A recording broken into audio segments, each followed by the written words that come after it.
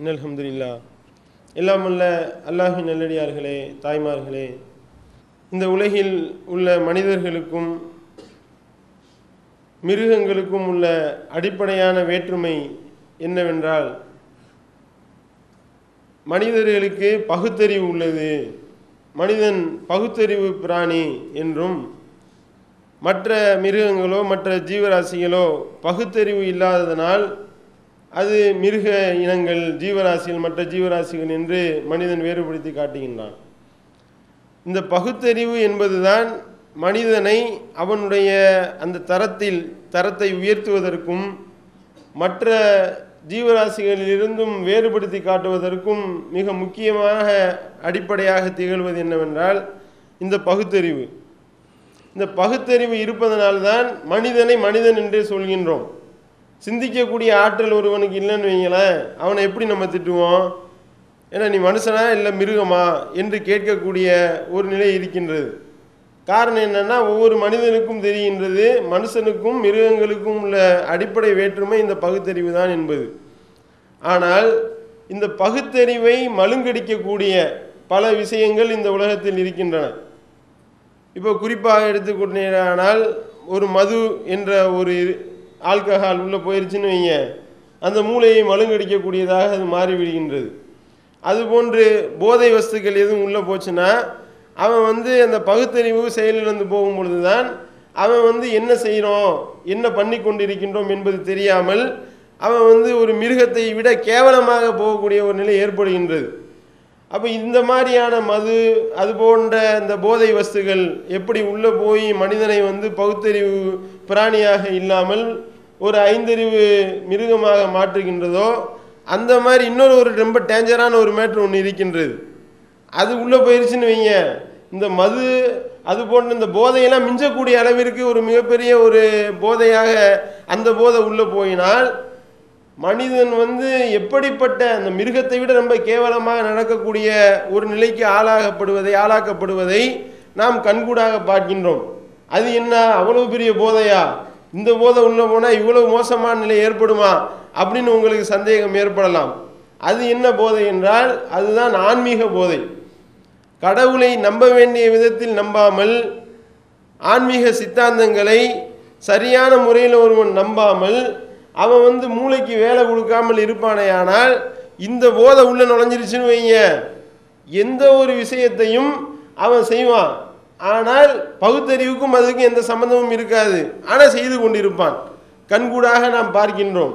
அந்த மாதிரியான நிகழ்வுகளையும் இது ஏன் இப்படி நிகழ்கின்றது என்பதை பற்றியும் தான் இந்த உரையில் நாம் காணவிருக்கின்றோம். இந்த ஆன்மீக போதை உள்ள நுழைந்த உடனேயே சரியான முறையில் சிந்திக்கக்கூடிய ஒரு மனிதன் எல்லா இடத்துலையும் கரெக்டாக சிந்திக்கிறான். இந்த ஆன்மீகம் என்று வந்துவிட்டால் மட்டும் சிந்திக்க மறுக்கின்றான் என்பதை நிதர்சனமாக நம்ம பார்க்கின்றோமா இல்லையா? இப்போ எடுத்துக்காட்டிற்கு, ஒரு வண்டி ஓடுவதற்கு பெட்ரோல் இல்லாவிட்டால் வண்டி ஓடாதுன்றது எல்லாத்துக்கும் தெரியும். ஆனால் ஒருவன் சொல்கின்றான், தண்ணி ஊற்றி வண்டி ஓட்டலாம் அப்படின்னு சொன்னான்னு வைங்க, ஒத்துக்குருவோமா? ஏன்னா நல்லா தானே இருந்த, ஏன் உனக்கு என்ன ஆச்சு, நல்லா தானே யோசிச்சுக்கிட்டு இருந்த, எதுவும் தலையில அடிக்கடி பட்டுருச்சா அப்படின்னு தான் நம்ம கேட்போம். அப்போ தண்ணியில் வண்டி ஓடுது அப்படின்னு ஒருத்தவன் சொன்னான்னா அப்போ நம்ம யோசிக்கின்றோம், இவன் சரியில்லையே, பெட்ரோல் வாங்கிட்டு வாடான்னா 1 லிட்டரு மினரல் வாட்டர் வாங்கிட்டு வந்திருக்கிறான், இதை எப்படி வச்சு வண்டி ஓட்டுறது அப்படின்னு யோசிப்போம். ஆனால் தண்ணியில் விளக்கெரியுதுன்னு சொன்னான்னு வைங்க, ஆன்மீகம் என்ற பேரால் அதை மக்கள் நம்புகிறான். அப்படி எரியும், ரொம்ப எரிஞ்சுக்கிட்டு இருக்கு, தினமலரில் 3ஆம் பக்கம் போடுறானே, கலர் போட்டோவில் போட்டு இந்த மாதிரி நாமக்கல் பக்கத்தில் ராசிபுரம் என்ற ஏரியாவில் இந்த மாதிரி 300 ஆண்டுகளாக தண்ணியிலே விளக்கெரிஞ்சுக்கிட்டு இருக்கு, பக்தர்கள் பார்த்து அப்படியே பரவசம் அடைந்தார்கள், அப்படியே எல்லாரும் இப்படிப்பட்ட ஒரு அற்புதமா அப்படின்னு சொல்லி கேட்டாங்க. பார்த்தீங்களா? அந்த பகுத்தறிவு என்பதை இந்த ஆன்மீகம் எப்படி அடி கொடுக்குது பாருங்க.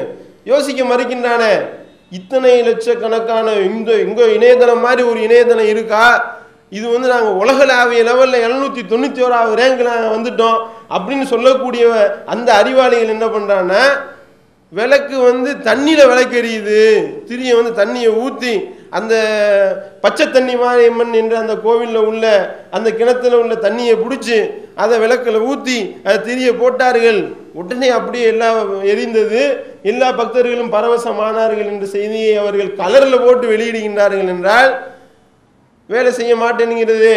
அதே நேரத்தில் கண்கூடாக தெரிகின்றது இது ஒரு அப்பட்டமான பொய் தான் என்பது. காரணம் என்ன? எந்த ஒரு கோவிலில் இந்த நிகழ்ச்சி நடக்கின்றதோ அதுக்கு பக்கத்திலே பெட்ரோல் பங்கு இருக்கத்தான் செய்யுது. பெட்ரோல் பங்கில் போய் எல்லாரும் பெட்ரோல் போட்டு வண்டியை ஓட்டிக்கிட்டு தான் இருக்கிறான். அப்படின்னும் பொழுது அந்த கோவிலினுடைய பூசாரி கூட தன்னுடைய வண்டிக்கு பெட்ரோல் தேவைன்னா இந்த தண்ணியை ஊற்றி ஓட்டுறது கிடையாது. அவருக்கே தெரியுதா இல்லையா? நமக்கு பெட்ரோல் வேண்டும் என்றால் நம்ம போய் பெட்ரோல் பங்கில் தான் வாங்கணும் என்று விளங்கி கொண்டும் அதோடு இந்த மாதிரி எரியுதுன்றதுனால இந்த தினமலர் பத்திரிகையில் இப்போ 7000 ரூபா ரேட்டை ஏற்றிட்டான் பெட்ரோலு. அதோடு மட்டும் இல்லாமல் இப்போ பயங்கரமான தட்டுப்பாடு ஏற்பட்டுச்சா இல்லையா? பெட்ரோல் கிடைக்காம எல்லாரும் வந்து கியூவில் நின்று வரிசையில் நின்று வாங்கினாங்கல்ல, 5 மணி நேரம் 6 மணி நேரம் வரிசை நின்று வாங்கினாங்கல்ல. அப்போ ஏதாவது ஒரு அறிவிப்பு போட்டானா சின்ன கட்டம் கட்டி உங்களுக்கு அதிகமாக பெட்ரோல் தேவைன்னா இந்த மாதிரி தண்ணியிலே விளக்கறிகிற ஒரு இது இருக்குது, நீங்கள் உடனடியாக எல்லாரும் நாமக்கல் ராசிபுரம் போங்க என்று அறிவிப்பு கொடுத்தார்களா? அவங்களுக்கும் தெரிகின்றது. அப்போ பார்க்கின்றோம் இந்த ஆன்மீக போதை என்பது இப்படி சிந்திக்க விடாமல் மனிதனை தடுக்கின்றதா இல்லையா? அதே மாதிரி பார்க்குறோம். இப்போ உலகளாவிய லெவலில் ரொம்ப ஃபேமஸாக தமிழ்நாடு செய்தி ஒன்று பேசப்படுதுன்னா அந்த நித்யானந்தா மதுரை ஆதீனம், சின்ன ஆதீனம், பெரிய ஆதீனம்னு பயங்கரமான பேச்சுக்கள். எந்த ஒரு நிகழ்ச்சி எடுத்துக்கொண்டாலும் எந்த ஒரு பேப்பரை எடுத்துக்கொண்டாலும் இந்த செய்தி வராத பேப்பர் இல்லை, இந்த செய்தி வராத நியூஸ் சேனல்கள் இல்லை என்று சொல்லக்கூடிய அளவிற்கு ஓடிக்கொண்டிருக்கின்றது. மனிதனை கடவுளாக மக்கள் நினைக்கின்றான். அந்த மனிதனுக்கு எல்லா விதமான ஆன்மீக பலமும் இருக்கின்றது என்று மக்கள் நம்புகின்றார்கள். அதோடு மட்டுமல்லாமல் அந்த நித்யானந்தாவோ அல்லது மதுரை ஆதீனமோ வரக்கூடிய விஷயங்களை எல்லாம் சொல்வார்கள், நோய்களை குணமாக்குவார்கள் என்று நம்புறான். அப்படி நம்பிக்கொண்டிருக்கிற அவனையே மக்கள் வந்து அவனே தன்னை பொய்யன் என்று நிரூபிக்கக்கூடிய அளவிற்கு செயல்களையும் செய்கின்றார்கள். ஒரு பக்கம் இப்படி நம்புறான், இவர் கடவுள், கடவுளுடைய அந்தஸ்து எல்லாம் இவருக்கு இருக்கின்றது, அந்த சக்தி எல்லாம் இவருக்கு இருக்கின்றது. நித்யானந்தா இப்படி பகிரங்கமாக பேட்டியை கொடுக்குறாரு. என்னைய மாதிரி வந்து எல்லாரையும் குணப்படுத்தக்கூடிய ஒரு ஆற்றல் மற்ற ஆதீனங்களுக்கு இருக்கின்றதா, மற்ற சாமியார்களுக்கு இருக்கின்றதா? என்னைய மாதிரி யாராலையும் குணப்படுத்த முடியுமா? நான் எவ்வளவு நோய்களை என்னுடைய ஆன்மீக பலத்தினால தவ வலிமையினால் நான் குணப்படுத்தினேன் தெரியுமா? அப்படின்னு பயங்கரமாக செய்தி சவால் விடுகின்றார். நித்யானந்தா சவால் பேப்பர்கள் எல்லாம் போடுறதை பார்க்குறோம். என்னை போன்று யாரும் நோய்களை குணப்படுத்த முடியாது, நித்யானந்தா சவால் அப்படின்னு பேப்பரில் போட்டு மறுநாள் போடுறான். மறுநாள் என்ன போடுறான்? நித்யானந்தா வந்து மதுரையில் மருத்துவ முகாம் நடத்தினார். அதில் வந்து சேலத்திலிருந்து டாக்டர்கள் வந்து மருத்துவ முகாமில் அந்த டாக்டர்கள் வந்து சிகிச்சை அளித்தார்கள். 15 நாளைக்கு ஒரு தடவை மருத்துவ முகாம் நடத்தப்படும். 5 லட்சம் ரூபா வாரம் வாரம் நாங்கள் செலவிடுவோம் இந்த மருத்துவ முகாமுக்கு. அதோடு மட்டும் இல்லாமல் கிட்னி பேஷண்ட்டுகளுக்கு வந்து டயாலிசிஸ் மிஷின் வந்து 47 மிஷின் இறக்கி இருக்கிறோம். அப்போ இவர் தன்னுடைய ஆன்மீக வலிமையினால் எல்லாத்தையும் செய்ய முடியும் என்று இவர் நம்புவாரே. ஆனால் இவருடைய ஆன்மீக உண்மையிலே இவருக்கு எல்லாம் இருக்கு என்று நம்பக்கூடியவர்கள் இங்கே பார்த்தா மறுநாள் மருத்துவ முகாம் நடத்துகிறான். யார் அவன்கிட்ட போக மாட்டான், மருத்துவ முகாம் நடத்தக்கூடிய டாக்டர்கிட்ட தானே போகின்றார்கள். அப்பயே வந்து இது வந்து இவருக்கு எல்லாமே எல்லா ஆற்றலுமே இருக்கின்றது என்று சொல்லக்கூடியவர்களுக்கு இது தெரிய மாட்டேனுதே. அப்போ மருத்துவ முகாம் இவர் நடத்துகின்றார் என்றாலே இவர்கிட்ட எந்த சக்தியும் கிடையாதுன்னு தானே அர்த்தமாகின்றது. இந்த ஒரு நிதர்சனமான உண்மையை வந்து மக்களுக்கு விளங்க மாட்டேங்குது. பார்த்தீங்களா? எவனாவது யோசிக்கிறானா இதை? ஏன்பா நீ வந்து மருத்துவ முகாம் நடத்துகின்றேன் என்று சொல்லிக்கொண்டு ஒரு பக்கம் நான் நோய்களை சரியாக்குறேன்னு சொல்லிட்டு மருத்துவ முகாம் நடத்துறையே, உன்னை நீயே பொய்யாக்குகின்றாய் என்ற ஒரு அடிப்படை வித்தியாசம், அடிப்படையான விஷயம் தெரிய மறுக்கின்றதே. அப்போ நம்ம பார்க்குறோம் இந்த ஆன்மீக போதை என்பது உள்ளே ஏறினதுனால தான் இதெல்லாம் மக்கள் சிந்திக்க மறுக்கின்றார்கள். இது வந்து சாதாரண பாமர மக்களுக்கு மட்டும் நீங்கள் நினச்சிக்கிற கூடாதுங்க. சாதாரண பாமரர்கள் இந்த மாதிரி நம்புகின்றார்கள் என்றால் படித்த மேதாவையும் படித்த அறிவாளியும் இப்படித்தான் நம்புகின்றான். அதுதான் இருக்கிறதுலே ரொம்ப வேதனைப்பட வேண்டிய ஒரு விஷயம். இந்த நாட்டிலேயே வந்து ரொம்ப விஞ்ஞானிகளே பெரிய விஞ்ஞானி யாருப்பா அப்படின்னு கேட்டால் இஸ்ரோ விஞ்ஞானிகளை தான் சொல்லுவாங்க. காரணம் என்ன?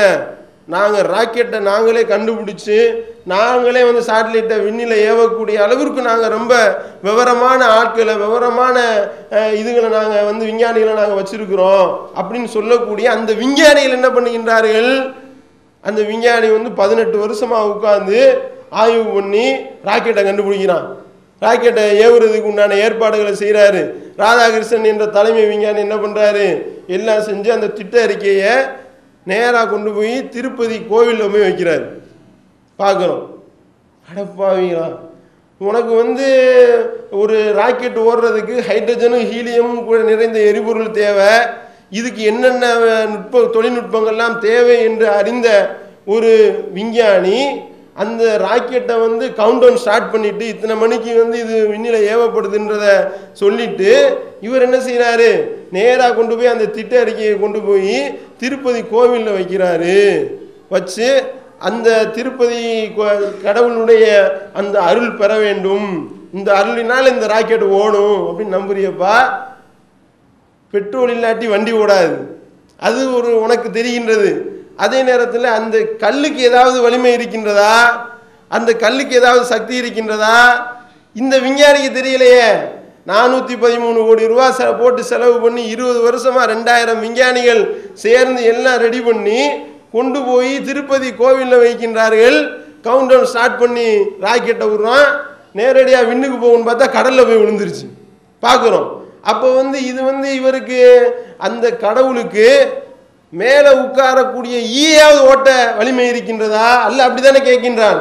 நீங்கள் யார் அல்லாதவர்களை நீங்கள் வந்து கடவுளாக எடுத்துக்கொள்கின்றீர்களோ அவர்கள் அனைவரும் ஒன்று சேர்ந்து ஒரு ஈயை கூட படைக்க முடியாது.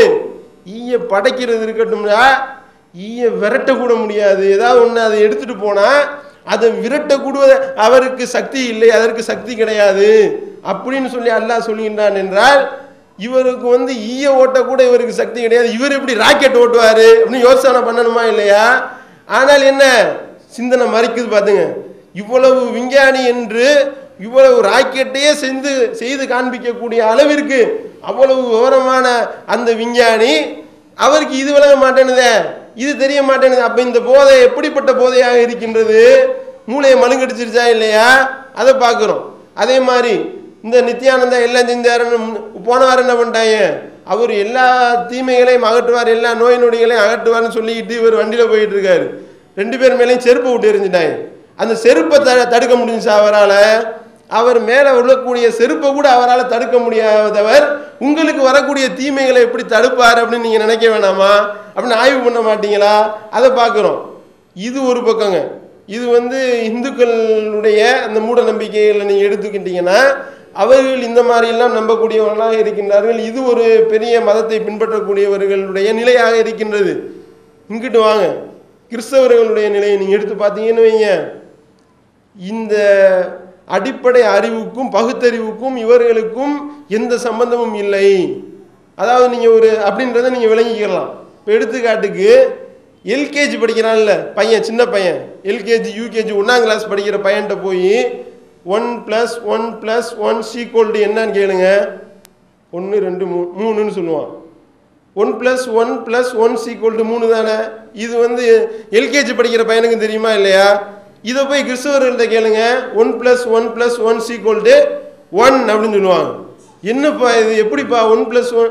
பிதா சுதன் பரிசுத்தாவி 3 அப்போ 3 கடவுள் இல்லப்பா, இல்லை 1 சொல்லக்கூடியதை பார்க்குறோமா இல்லையா?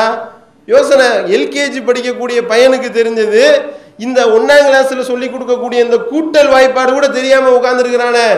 காரணம் என்ன? கூட்டும் பொழுது 3 தான் வரும், ஆனால் ஆன்மீக போதே அப்படி சொல்லி தருகின்றது.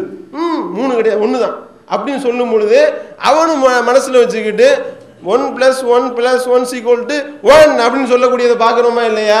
ஆமா எல்லாரும் 1 தான் அப்படின்னு எல்லாரும் சொல்லக்கூடியதை பார்க்குறோம். அல்லேலூயான்னு கையை தூக்குறதை பார்க்குறோமா இல்லையா? அப்போ வந்து யோசிக்கிறாங்களா?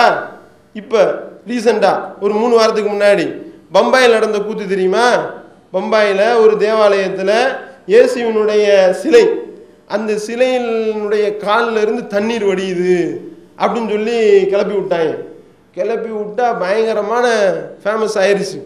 ஒரே மக்கள் வெள்ளம் அலையும் போது தேவாலயத்தை நோக்கி ஒரு சிலையிலிருந்து தண்ணி வடியுமா, உள்ளே ஏதாவது பைப் ஃபிட் பண்ணியிருக்கணும் அப்படின்னா தான் தண்ணி வரும். அப்படின்னும் பொழுது இவன் என்ன செய்யறான், காலில் இருந்து தண்ணீர் வடியுதுன்ட்டு அந்த தண்ணியை போய் பிடிக்கிறதுக்கு கியூ என்ன, போய் மக்கள் மேலே அலமோதி எல்லாம் பிடிச்சி பிடிக்கிறாங்க. பிடிச்சிட்டு எனக்கு அது சரியாக போச்சு இது சரியாக போச்சு அப்படின்னு பேட்டி வேற பயங்கரமான ஃபேமஸ் ஆகி போச்சு. ஒரு ஆள் என்ன பண்ணுறான், சணல் இடமருகு அப்படின்னு ஒரு ஆள், அந்த ஆள் இதே மாதிரி உள்ளே போய் என்னடா பண்ணுறாங்க இதில் அப்படின்னு சொல்லி ஆய்வு பண்ணுறான். ஆய்வு பண்ணால் தான் தெரியுது, இப்படி சிலையை இப்படி வச்சுருக்கானா, மேலே வந்து இன்னொரு பில்டிங், மேலே அந்த சிலை இருக்கிற இடத்துக்கு நேராக மேலே கக்கூஸ் இருக்கு. கக்கூஸ் வந்து அடைச்சிருச்சு. அடைச்சா என்ன ஆகும்? தண்ணி லீக்கேஜ் ஆகுது. இங்கே லீக்கேஜ் ஆகுது பாருங்க, நமக்கு ஆகுதுல. அந்த மாதிரி அப்படியே தண்ணி லீக்கேஜ் ஆகிற தண்ணி வந்து அந்த சிலையில் இறங்குது. சிலையில் இறங்குனா கக்கூஸ் தண்ணி வடிகிறத குடிச்சிக்கிட்டு என்னமா இருக்குது பார்த்தீங்களா, எவ்வளவு டேஸ்டாக இருக்குது, அடப்பாவீங்களா. இப்போ இந்த அளவுக்கு அவங்களுடைய பகுத்தறிவை வந்து மழுங்கடிக்க செய்யும் இந்த ஆன்மீக போதை. யோசனை பண்ண வேணாமா? ஒரு கக்கூஸ்லேருந்து அது அடைப்பு ஏற்பட்டு தண்ணி வடிகிறது கூட தெரியாமையா நீங்கள் வந்து அதை குடிச்சிக்கிட்டு இருக்கீங்கன்னு சொல்லி இந்த அப்படியே அப்பட்டமாக மக்களுக்கு விளக்குனா எங்களுடைய மத நம்பிக்கை இவர் எப்படி அவர் வந்து சரி இது பண்ணலாம், குலைக்கலாம் அப்படின்னு சொல்லி அவர் மேலே கேச போட்டாங்க. அப்போ அந்த அளவுக்கு அவனே கக்கூஸ் தண்ணி தான் கண்டுபிடிச்சு சொன்னால் கூட நாங்கள் நம்ப மாட்டோம், இதை நாங்கள் ஏற்றுக்கொள்ள மாட்டோம், இது புனித நீர் தான். காரணம் என்ன? இயேசுவினுடைய சிலையிலிருந்து வடிகின்றது என்று நம்புகின்றார்கள் என்றால் பார்த்தீங்களா எந்த அளவுக்கு? பார்த்தீங்களா இந்த ஆன்மீக போதை என்பது ஒரு மனிதனை எப்படி எல்லாம் இப்படி இல்லாமல் வழிகெடுக்கும். அதே மாதிரி பார்க்குறோம் இந்த பரிசுத்த ஆவின்னு இவர்கள் சொல்லக்கூடிய இந்த கூத்து இருக்கு பாருங்க. பிதா சுதன் பரிசுத்த ஆவி. பிதா என்பது கர்த்தர்னு சொல்லுவாங்க, சுதன் என்பவர் இயேசு, பரிசுத்த ஆவி என்பவர் 2 ஈக்குவலு, 3மே சமம் என்று சொல்வார்கள். அதாவது கடவுளுடைய வலிமை எல்லாம் இந்த பரிசுத்த ஆவிக்கு வந்துவிடும் என்று சொல்லக்கூடியதை பார்க்கின்றோம். அப்படி பரிசுத்த ஆவி இருக்கக்கூடியவர்கள், அப்படி நம்பக்கூடியவர்கள் இந்த பரிசுத்த ஆவி என்னென்ன பண்ணுது கண்கூட பார்க்கிறோமா இல்லையா? சிந்திக்க மறுக்கின்றார்கள். அவர்களுடைய அந்த மூளைக்கு மூடி போட்டப்படுவதை நாம் பார்க்கின்றோம். அந்த வசனங்களை வந்து ஆய்வு செய்வதற்கு அவர்கள் தயாராக இல்லை. அந்த பரிசுத்த ஆவியினால் உந்தப்பட்டு எழுதப்பட்ட வசனங்களாக இருந்தால் அதை நாங்கள் அப்படியே நம்புவோம். காரணம் என்ன? அது கடவுள் சொன்னது என்று நம்பிக்கொண்டு அதை நம்ம பார்த்தோமா இல்லையா? உண்மையான விசுவாசிகளுக்குரிய அடையாளங்கள், அவங்க வந்து சாவுக்கு ஏதுவான ஒன்றை குடித்தாலும் அவங்க சாவ மாட்டாங்க, பாம்பு கொத்தினாலும் சாவ மாட்டாங்க அப்படின்னு சொல்லி அதில் வந்து இந்த குருடர்களையும் எல்லாத்தையும் வந்து நோய் சரி பண்ணுவாங்க, சுத்தமாக்குவார்கள், பிறவி குருடரை கூட சரியாக்கிடுவாங்க, எந்த நோயை அவங்க போக்கிடுவாங்க அப்படின்னு சொல்லி எழுதி வச்சிருக்கிறாங்க. அதான் நம்ம விஷத்தை குடிக்க சொல்லலாம் கேட்டோம், விஷத்தை குடிக்க மாட்டேன்ட்டாங்க. அதே மாதிரி பார்த்தோம் இதை நம்பக்கூடியவர்கள் இது என்ன செஞ்சுருக்காங்கன்னா, இப்போ 2 வாரத்துக்கு முன்னாடி யூஎஸில் வெர்ஜீனியான்ற மாகாணத்தில் ஒரு பாதிரியார் என்ன செய்கிறாரு, பாம்பை பிடிச்சா நான் சாவ மாட்டேன் பாருங்க எல்லாரும், மார்க் மேக் வெல்ஃபோர்ட் அவர் பேர், அவர் என்ன செய்கிறாரு, எல்லாம் பாரு நான் பாம்பு பிடிக்க போகிறேன் அப்படின்னு சொல்லி நிறைய நிகழ்ச்சி நடத்தியிருக்காரு. எந்த நிகழ்ச்சிலையும் பாம்பு இவரை கொத்தலை, புரியுதா? பல்லு பிடுங்குற பாம்பு எப்படி கொத்தும், அது கொத்துனா அதுக்குள்ள வலிக்கும், இவருக்கு எப்படி வலிக்கும்? அது என்ன செஞ்சுருக்காருன்னா, ஒரு தடவை இந்த போன 2 வாரத்துக்கு முன்னாடி என்ன பண்ணியிருக்கிறாரு, பாம்பை தூக்கியிருக்கிறாரு. எவனோ பாம்பை மாற்றிட்டான் போல, ஒரிஜினல் பாம்பை வச்சுட்டாங்க, தூக்கி இங்கே பார் அப்படி இப்படின்னு காட்டிக்கிட்டு இருக்கும்போது பட்டார்னு தொடையில் ஒரு போட்டு ஆளு காலி. ஆளு தொடையில் கொத்தி சுருண்டவனையுமே என்ன செஞ்சுருக்கிறாங்க, சரியான ஆட்களாக இருந்தால் பாதிரியாரே உங்களுக்கு தான் நீங்களே சரி பண்ணிக்கிருவீங்களே, உங்களை இதுக்கு நாங்கள் ஹாஸ்பிட்டலில் தூக்கிட்டு போகணும்னு கேட்குறோமா இல்லையா? கேட்க மாட்டுறாங்க, வேகமாக ஹாஸ்பிட்டலில் தூக்கிட்டு ஓடி இருக்கிறாங்க. தூக்கிட்டு ஓடுனா ஆள் ஸ்பாட்டை விட்டு அங்கேருந்து தூக்கிட்டு போகிற வழியிலே ஆள் காலி செய்தியை போடுறாங்க. போட்டுட்டு இந்த நிகழ்வு நடந்து முடிந்தவுடன் எல்லாரும் அந்த மார்க் 16வது அத்தியாயத்தை எடுத்து வாசித்தார்கள் அப்படின்னு போடுறாங்க. ஆனால் அது பொய்ன்னு தெரியுது. இப்படி அந்த வசனத்தை உண்மையாக்குறதுக்கு தான் அவர் எடுத்து வாசிச்சாரா, எடுத்து பாம்பை பிடிச்சாரா, அந்த பாம்பு போட்டு தள்ளனோடனே அதே வசனத்தை எடுத்து வாசிச்சாங்கன்னா அது பொய்ன்றதுக்கு வாசிச்சாங்களா? எதுக்குப்பா வாசிங்க? பார்க்குறோமா இல்லையா? சிந்திக்க மறுக்கின்றார்களா இல்லையா? அதே மாதிரி பார்க்குறோம். இதில் பின் குறிப்புன்னு வேற போட்டு 1983ஆம் ஆண்டு இந்த பாதிரியாருடைய அப்பாவும் இதே மாதிரி தான் பாம்பு கொத்தி செத்து போனார் அப்படின்னு எழுதி வச்சிருக்கிறாங்க. இதே நியூஸில் போடுறாங்க. இது கேலி கூத்தா இல்லையா? இது வந்து அப்போ 1983 அது பொய்யின் ஆகி போச்சு. அந்த மாதிரி திருப்பி இன்னொரு தடவை பொய்யின் ஆயிருக்குன்றத பார்க்குறோமா இல்லையா? அதே மாதிரி இந்த போப்பாண்டவர் வந்து ஆசி வழங்குற மாதிரி இப்படி போட்டிருப்பான், பார்த்துருக்கீங்களா இல்லையா? எல்லா ஃபோட்டோக்கள்லையும் அவர் வந்து ஆசி வழங்குற மாதிரி இப்படி காட்டுவாங்க. ஆனால் என்ன ஆச்சு, ஒரு 2 வருஷத்துக்கு முன்னாடி ஒரு ஊருக்கு சுற்றுலா போகிறாரு. சுற்றுலா போனால் பாத்ரூமில் வலிக்கு விழுந்து கை ஒடிஞ்சு போச்சு. கை ஒடிஞ்சு சுற்றுலா போன இடத்துல கையை கட்டு போட்டுக்கிட்டு வந்து நிற்கிறாரு. இப்படி வந்து ஆசி வழங்கினார்ல, இந்த கையை வச்சு தானே ஆசி வழங்கினேன், இந்த கையை உடஞ்சி போச்சப்பா. அந்த கை உடஞ்சி போனதுக்கு நீ எங்கே போய் காட்டுன? உனக்கு நீயே ஆசி வழங்க முடிஞ்சிச்சா? உன்னால நீயே ஆசி வழங்க முடியவில்லை என்றால் இது எப்படி வந்து உண்மையாக இருக்கும்? இவர் செய்யக்கூடியதெல்லாம் வந்து போலியானது தானே என்று எவனும் யோசிக்கிறானா என்றால் யோசிக்க மாட்டோம், யோசிக்க மறுக்கின்றோம் அப்படின்னு நாங்கள் யோசிக்க மாட்டோம் சொல்றதை பார்க்குறோமா இல்லையா? அப்படி வந்து நாங்கள் அதே மாதிரி அற்புத பெருவிழான்னு இவர்கள் போடுற கூத்து கொஞ்சம் நஞ்சமாங்க. அற்புத பெருவிழா என்று போட்டு குருடர்கள் பார்க்கின்றார்கள், செவிடர்கள் கேட்கின்றார்கள், போன எல்லாம் அப்படியே எந்திரிச்சு நடந்து வருது அப்படின்னு சொல்லி இவர்கள் செய்யக்கூடிய விளம்பரங்கள். எவ்வளவு அற்புத பெருவிழாவை வந்து ஆயிரக்கணக்கான அற்புத பெருவிழா கூட்டத்தை ஒரு ஆள் நடத்தினார். அவர் ஃபேமிலியோட வண்டியில் போடும்போது ஆக்சிடென்ட் ஆயிடுச்சு. ஆக்சிடென்ட் ஆனால் இவர்கள் சரியான ஆளாக இருந்தால் என்ன செஞ்சுருக்கணும்? வேகமாக அற்புத பெருவிழா கூட்டத்துக்கு தானே தூக்கிட்டு போயிருக்கணும். எல்லாத்தையும் சரி பண்ண ஏன் அப்போலோவுக்கு தூக்கிட்டு போனீங்க? நீங்கள் உங்களுக்கே அற்புத பெருவிழா அப்போலோவில் தான் நடந்துச்சு. அப்படின்னும் பொழுது அப்போ யோசிக்க மாட்டீங்களா? இந்த பகுத்தறிபூர்வமாக சிந்திக்க மாட்டீர்களா?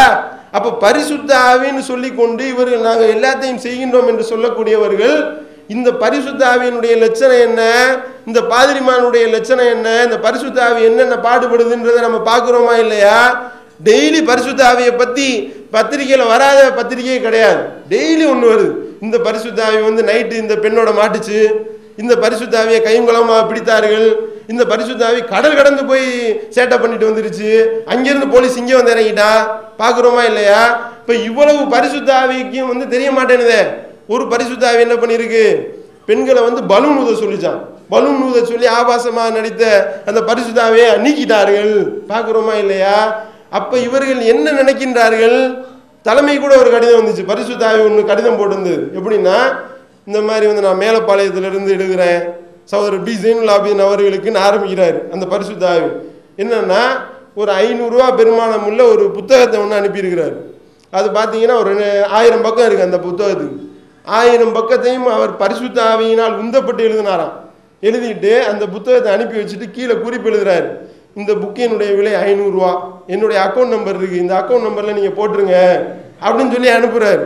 அனுப்பிட்டு நம்ம ஃபோன் பண்ணுறோம், ஏங்க யாருங்க உங்கள்ட்ட புக்கு கேட்டால் நீங்கள் இந்த புக்கு அனுப்புனீங்க? அது என்ன செய்யறது தம்பி, 2000 புக்கு அடித்தேன், விற்காம போயிடுச்சு.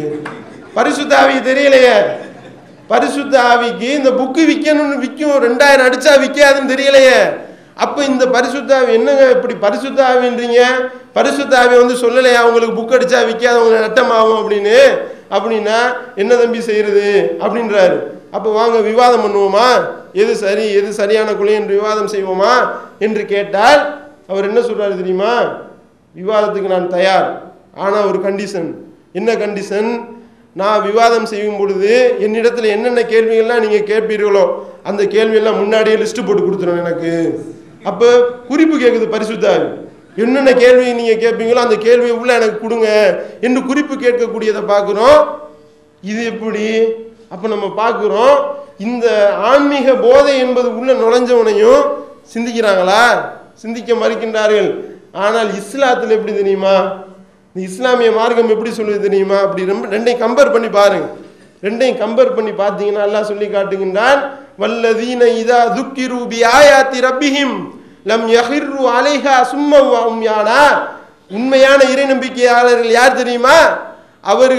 அவர்களுக்கு நம்முடைய இந்த வசனங்கள் மூலம் அறிவுறுத்தப்பட்டால் அவர்கள் குருடர்களைப் போலவும் செவிடர்களைப் போலவும் இதன் மீது விழமாட்டார்கள். எப்படிப்பட்ட வசனம் பாரு! இந்த வசனம் எங்க? இவர்கள் வந்து குருட்டுத்தனமாக நம்புகின்றார்களே, அந்த குருட்டு நம்பிக்கை எங்கே? ரெண்டையும் கம்பேர் பண்ணி பாருங்க. அதே மாதிரி அல்லாஹ் சொல்லி காட்டுகின்றான், வலக்கது யஸ்ஸர்னல் குர்ஆன லிذிக்ரி ஃபஹல் மின் முதக்கிர். இதை வந்து நான் சிந்திப்பதற்கு மிக இலகுவாக ஆக்கி இருக்கின்றேன், இதிலிருந்து சிந்தனை பெறுபவர் படிப்பினை பெறுபவர் உண்டா? எவனும் யோசிக்க மாட்டீங்களா? சிந்திச்சு பாருங்களா, வாங்கடா இதை யோசிங்கடா என்று அறைகூவல் விடக்கூடிய ஒரு வேதம் இருக்கா? அங்கேயும் தான் இருக்கு. வேத வசனத்தை வாசித்து காண்பித்து ஒரு உண்மையான இறை விசுவாசி ஒரு மலையை பார்த்து நீ வந்து கடல்ல போய் விழு என்று சொன்னால் அந்த மலை உடனே தொபுக்கடின்னு கடல்ல போய் விழுந்துரும் அப்படின்னு எழுதி வச்ச வசனத்தை வாசிச்சு ஊதி காட்டு, இருந்தா நீ மலையெல்லாம் நகர்த்த அந்த பேப்பர் வெயிட்டை மட்டும் நாட்டி காட்டுன்னு சொன்னவே இல்லைன்னு மறுத்தார்களா? மறுக்க மாட்டான். அது நகரத்தான் செய்யும், ஆனா எங்களுக்கு செய்ய தெரியாது. அப்போ உனக்கு கடுகளவு கூட விசுவாசம் இல்லை என்பதை அவர்கள் ஒப்புக்கொண்டு பைபிள் வசனத்தையும் பொய்யின் உண்மை என்று ஏற்றுக்கொண்டார்களா இல்லையா? பார்க்கிறோமா இல்லையா? அப்போ பார்க்கிறோம், இந்த இஸ்லாமிய மார்க்கத்தில் இந்த மாதிரியான ஆன்மீக போதை மூலமாக மக்களை வழியெடுக்கக்கூடிய மார்க்கமாக இது இல்லை. இதை ஒருத்தன் யோசிச்சான, மற்றதெல்லாம் யோசிச்சான்னு வைங்க, மற்ற சித்தாந்தங்கள் எல்லாம் யோசித்தான் என்றால் அதை விட்டு மனிதன் வெளியேறி விடுவான். அந்த உண்மையா பகுத்தறிவுக்கும் இங்கே அது சம்பந்தம் கிடையாது. பகுத்தறிவு என்ற அந்த சிந்திக்கக்கூடிய மூளையை கலட்டி வச்சுட்டு இந்த மார்க்கத்தில் இரு, இந்த சித்தாந்தத்தில் இரு என்று சொல்லுவார்கள் அவர்கள் எல்லாம். இங்கே என்ன, நீ இந்த இஸ்லாத்தில் இருக்கிறதாக இருந்தால் சிந்திக்க வேண்டும். எப்படி பார்த்தீங்களா, எப்படிப்பட்ட மார்க்கம் பார்த்தீங்களா? இதை பற்றி நீ உன்னுடைய எப்படி எல்லாம் கேட்குறான், நீ யோசிக்க மாட்டியா? உன்னுடைய இதயத்தில் என்ன பூட்டாடா போடப்பட்டிருக்கு, லாக் பண்ணிட்டானா, லாக் பண்ணி வச்சிருக்கியா, நீ யோசிக்க மாட்ட? இப்படி கேட்கக்கூடிய ஒரு வசனத்தை பார்க்கிறோமே. அதே மாதிரி இந்த வேத வசனங்களை பற்றி அல்லாஹ் சொல்லும் பொழுது, இன் குன்தும் ஃபீ ரைபின் மிம்மா நஸ்ஸல்னா அலா அப்தினா, இந்த தூதருக்கு, இந்த அடியாருக்கு நாம் அருளிய இந்த வசனத்துல, இந்த வேதத்துல உனக்கு சந்தேகம் இருக்கா? ஃபஹ்து பி சூரத்தின் மின் மிஸ்லிஹி, இந்த மாதிரி ஒரு அத்தியாயத்தை கொண்டு வாடா பார்ப்போம் அப்படி அல்லாஹ் இப்படியே கேட்கிறான். வதூ சுகதாக்கும் மின் தூனில்லாஹ் இன் குன்தும் சாதிகீன், கூப்பிடு, எல்லாத்தையும் கூப்பிடு. அல்லாஹ் அல்லாத மற்ற அனைவரையும் உன்னுடைய தோழர்களா, உன்னுடைய உதவியாளர்களா நீ அழைத்துக்கொள். சரியான ஆளா இருந்தா கொண்டு வா பார்ப்போன்னு அல்லாஹ் அறிவுகள் விடுகின்றானே. இந்த மாதிரி பகுத்தறிவுக்கு மூடி போட்ட மார்க்கமா இருந்தா இப்படி கேட்க முடியாது. பகுத்தறிவுக்கு மண்டையில தூக்கி மாட்டிட்டோன்னு வைய, மூடியை போட்டு விட்டான்னு வைய, யோசிக்க விடுவானா? சிந்தனைக்கு எதுக்கும் சம்பந்தமே கிடையாது. ஆன்மீகம்னா அது ஒரு பக்கம் இருக்கணும். பகுத்தறிவுனா பகுத்தறிவை கிளட்டி, எப்படி கோயிலுக்குள்ள செருப்பை கிளட்டிட்டு உள்ள வர்றியோ அந்த மாதிரி இந்த மதத்துக்குள்ள வர்றதாக இருந்தால் பகுத்தறிவை கிளட்டி வைத்து விட்டுத்தான் வர வேண்டும் என்று சொல்லக்கூடிய அந்த சித்தாந்தங்கள் எங்க? இங்கே இஸ்லாம் எப்படி? நீ இங்க வர்றதா இருந்தா நீ யோசிச்சு பாரு, ஆய்வு செஞ்சு பாரு, நீ சிந்திச்சு பாரு, இது மேல குருட்டுத்தனமா விழாத, நீ செவிட மாதிரி நீ விழக்கூடாது என்று சொல்லி இந்த மாதிரி ஒரு அத்தியாயத்தையாவது நீ கொண்டு வர முடியுமா? ஃபைல்லம் தஃபலு, ஒரு காலத்துல நீ கொண்டு வர முடியாது. அதையும் அல்லாஹ் டிக்ளேர் பண்ணியே சொல்றான், ஒரு காலத்துல எவனாலையும் கொண்டு வர முடியாது. அதே மாதிரி இந்த மாதிரியாக யார் யாரெல்லாம் பரிசுத்த ஆவி என் மேல அது இறங்கி இருக்கு, இது இறங்கி இருக்கு இப்படிலாம் சொல்றானோ அவனை ஆய்வு செய்ய விடுவானா? இங்க வா, எவன்டா, யார் உனக்கு தவ வலிமை இருக்கா, வா வா, உன்னை ஒரு 2 மணி நேரம் வச்சு ஆய்வு பண்ணுவோமா அப்படின்னு கேட்டா அவனா வருவானா? எவனும் வரமாட்டான். ஆனா அல்லாஹ் எப்படி சொல்லி காட்டான் தெரியுமா? தன்னுடைய தூதரை பார்த்து சொல்லி காட்டுகின்றான், நீங்க 2 பேராவோ அல்லது ஒவ்வொருத்தவனாவோ நேரத்தை ஒதுக்குங்க, வாங்க ஆய்வு பண்ணி பார். உன்னுடைய தூதருக்கு பைத்தியம் நீ சொல்றியா? பைத்தியம் இல்லடா, இவர் ரொம்ப கிளியரா பேசக்கூடியவரே. இத நீ ஒவ்வொருத்தவன 2 பேராவோ அல்லது ஒவ்வொருத்தனாவோ ஆய்வு செய்து பார் என்று அல்லாஹ் அறிவுகள் விடுகின்றான். என்றால் இந்த அறிவுகளை எல்லாம் வச்சு பார்த்தீங்கன்னு வைங்க, இதுதான் இஸ்லாமிய மார்க்கம் தான் சரியான மார்க்கம், இதுதான் சரியான கொள்கை, இதுதான் சரியான சித்தாந்தம், இதுதான் பகுத்தறிவு பூர்வமான மார்க்கம் என்பதை நாம் விளங்கிக் கொள்ளலாம். அப்படி விளங்கிக் கொள்ளக்கூடிய நன்மக்களாக வல்ல இறைவன் நம் அனைவரையும் ஆக்க வேண்டும் என்று பிரார்த்தித்து என்னுடைய இந்த முதல் உரையை நிறைவு செய்கின்றேன். இஸ்லாம் பகுத்தறிவு பூர்வமான மார்க்கம். அது ஆன்மீக போதை என்ற பெயரில் மனிதனை சிந்திக்க விடாமல் ஒருபோதும் தடுக்காது என்பதற்குரிய சான்றுகளையும், மற்ற சித்தாந்தங்கள் எப்படி மனிதனை வழிகெடுக்கின்றன, இந்த பகுத்தறிவை மழுங்கடிக்க வைக்கின்றன என்ற செய்திகளையும் சென்ற உரையிலே நாம் பார்த்தோம். இப்படி சிந்திக்க சொல்லக்கூடிய, இப்படி ஆய்வு செய்யக்கூடிய, இப்படி நீ பகுத்தறிவுக்கு வேலை கொடு என்று சொல்லக்கூடிய இந்த மார்க்கத்தில் இருக்கக்கூடிய சிலர் என்ன செய்கிறாங்க? அவர்கள் அந்த மற்ற விஷயங்களை பார்த்து காப்பி அடித்து இங்கே அதே மாதிரி செய்யக்கூடியதை பார்க்குறோமா இல்லையா? அதுதான் இருக்கிறதுலே மிக வேதனைப்பட வேண்டிய ஒரு விஷயம் என்னவென்றால், அவன் எப்படி தண்ணியில் விளக்கெறியுதுன்னு சொல்கிறானோ, இங்கே நம்ம ஆள் தரையில் கப்பல் விட்டு கொண்டு இருக்கின்றார்கள். தரையில் கப்பல் இழுத்துக்கிட்டு நாங்கள் அப்துல் காதர் ஜீலானிக்கு சந்தனக்கூடி இழுக்கின்றோம் என்று தரையில் கப்பல் விடக்கூடியவனையா பார்த்துருக்கீங்களா? நீங்கள் தண்ணியில் தானடா ஓடும் கப்பல் என்பது, தரையில் எப்படி ஓடக்கூடிய கப்பலை கண்டுபிடித்தீர்கள் என்று எல்லாரும் எள்ளி நகையாடக்கூடிய அளவிற்கு வேலையை செய்கின்றார்களா இல்லையா? அதே மாதிரி அங்கே இயேசுவினுடைய இதிலிருந்து தண்ணி வடியுது, சிலையிலிருந்து தண்ணி வடியுது, அதை பிடிச்சி குடிச்சான்னா இங்கே தீர்த்தம் என்ற பேரில் இங்கே என்ன செய்யறான்? தஃபுருக் என்ற பேரில் அந்த நாத்தம் பிடித்த இந்த சடப்பக்கீர்கள் என்று சொல்லக்கூடியவர்கள், அவன் ஒரு 10 வருஷம் குளிக்காமல் இருந்து இந்த நாரி போன கையோட அவன் பிணைஞ்சு கொடுக்குற சாப்பாடுகளை வாங்கி வாங்கி உருண்டன்னு தஃபுருக்குன்னு வாங்கி திண்டீர்களே, ஆனால் பார்க்க மாட்டானா? அங்கே இயேசுடைய சிலையில் வடிஞ்சது கக்கூஸ் தண்ணின்னு சொன்னான்.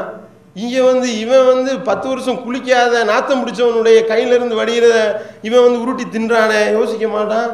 அதே மாதிரி பார்க்குறோம், அங்கே அற்புதம் நடக்குது அப்படின்னா இங்கே இவங்க என்ன செய்கிறாங்க, இங்கே 144 அவுலியா, நாங்கள் வந்து 144 அடி அவுலியா வந்து மூச்சு விடுகின்றார் அப்படின்னு சொல்லிட்டு, மூச்சு விடுற அவுலியான்னு சொல்லிட்டு அந்த ஒரு குறிப்பிட்ட நாளில் அப்படி புசு புசுன்னு எந்திரிச்சு வருதான். ஏன்பா அப்போ யோசிப்பான்ல, அங்கே அற்புதம்னு சொல்லும் பொழுது மட்டும் கேள்வி பண்ணீங்க, இங்கே 144 அவுலியா என்ன பண்ணுறாரு, அவர் என்ன செய்கிறாரு, அவர் வந்து கரண்ட் இருந்தால் மட்டும்தான் மூச்சு விடுறாரு, கரண்ட் போனால் மூச்சு விட மாட்டுறாரு, அவர் மூச்சு விட வைக்கிறதுக்கு ஜென்ரேட்டர் தேவைப்படுதா இல்லையா அப்படின்னு யோசிப்பான்ல. அப்போ வந்து மற்ற விஷயங்களை எல்லாம் எல்லாத்தையும் வந்து வருங்காலத்தை சொல்லக்கூடிய நித்யானந்தாவை கேள்வி பண்ணுறீங்க, இங்கே உங்கள் அஜரத்து உட்காந்துக்கிட்டு பால் கிதா பார்க்குறாரா இல்லையா, அப்போ உங்கள் அஜரத்து தானே செய்கிறாரு. இங்கே புரோக்கர்கள்னு மற்ற பூசாரிகளை கேட்டுக்கொண்டிருக்கின்றீர்கள், உங்கள் கத்தம் பார்த்தியான்னு ஒரு காசு வாங்கலையா அப்படி என்று இந்த பகுத்தறிவு மார்க்கத்தில் உட்கார்ந்துக்கிட்டு இவர்கள் செய்யக்கூடிய இந்த வேலைகள் இஸ்லாத்தை இழிவுபடுத்தக்கூடியதாக இருக்கா இல்லையா. இப்போ யோசிப்பான்ல, இப்போ ஒழுங்காக கரெக்டாக பகுத்தறிவுக்கு வேலை கொடுக்கக்கூடியவர்கள் தான் இதெல்லாம் சிந்தித்து இந்த ஏகத்துவத்தின் பக்கம் வருகின்றார்கள், இந்த இஸ்லாத்தின் பக்கம் அணி அணியாக சாரி சாரியாக வந்து கொண்டிருக்கின்றார்கள். அவர்களை வந்து தடுத்து விரட்டக்கூடிய வேலையை யார் செய்து கொண்டிருக்கின்றார், இங்கே உட்காந்துக்கிட்டு சடப்பக்கீரணும், இங்கே உட்காந்துக்கிட்டு சேகு முறியுதுன்ற பேரில் அங்கே தீட்சிதம் வாங்குற மாதிரி இங்கே அதே மாதிரி உட்காந்துக்கிட்டு வாங்குறான். அங்கே ஒரு ஆதீனம்னு இங்கே உட்காந்துருந்தானே இங்கே ஒருத்தன் நாயம் வாப்பான்னு ஒரு ஆள் உட்காந்துக்கிட்டு இவன் காலை கழுவியணும். எப்படிப்பட்ட ஒரு மார்க்கத்தில் எப்படிப்பட்ட வேலையை நீங்கள் செய்கின்றீர்கள், எப்படிப்பட்ட ஒரு பகுத்தறிவை போதிக்கக்கூடிய ஒரு மார்க்கம், எப்படிப்பட்ட பகுத்தறிவை போதித்தது தெரியுமா, கல்லுக்கு எந்த சக்தியும் கிடையாது.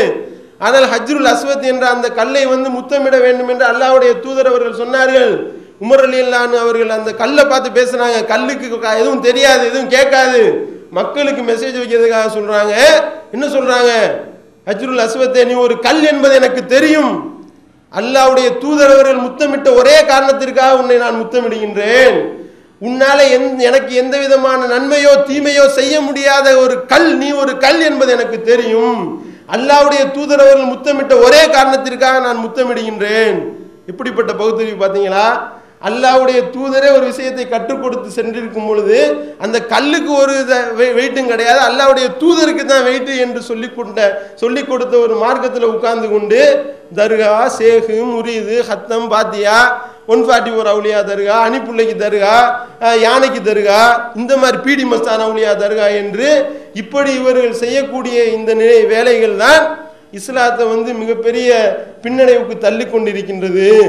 இதையெல்லாம் ஒழித்து கட்டினாலே இஸ்லாம் பகுத்தறிவு பூர்வமான மார்க்கம் என்ற அந்த உண்மையை மக்கள் விளங்கி அணி அணியாக மக்கள் இந்த ஏகத்துவத்தை நோக்கி இஸ்லாத்தை நோக்கி வருவார்கள்.